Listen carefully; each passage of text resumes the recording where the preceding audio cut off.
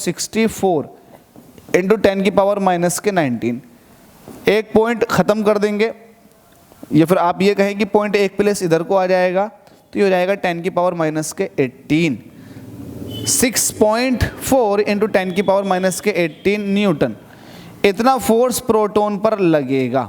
और आपको ये भी पता है कि प्रोटॉन जो होता है वो पॉजिटिव चार्ज पार्टिकल होता है, और positive charge particle electric field की डायरेक्शन में मूव करते हैं, तो इधर को ही मूव करेगा।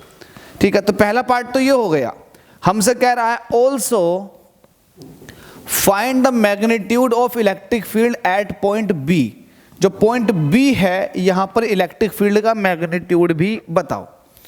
एक बात तो मैंने आपको बड़ी क्लियरली बताई है, जहां पर इलेक्ट्रिक फील्ड लाइंस दूर दूर होती हैं वहां पर इलेक्ट्रिक फील्ड की वैल्यू कम होती है, और जहां पर इलेक्ट्रिक फील्ड लाइंस पास पास होती हैं वहां पर इलेक्ट्रिक फील्ड या फिर इंटेंसिटी ऑफ इलेक्ट्रिक फील्ड ज़्यादा होती है। यहां पर इलेक्ट्रिक फील्ड लाइंस एक दूसरे के पास पास थी, यहां पर उनके बीच का सेपरेशन जस्ट डबल हो गया, तो जस्ट डबल होने की वजह से यहां पर जो इलेक्ट्रिक फील्ड होगा वो आधा हो जाएगा। तो यहाँ के इलेक्ट्रिक फील्ड की बात पूछी है तो हम कहेंगे EB इज इक्वल टू होगा ये EA/2 का, क्योंकि सेपरेशन जस्ट डबल हो गया तो इलेक्ट्रिक फील्ड की वैल्यू भी आधी हो जाएगी।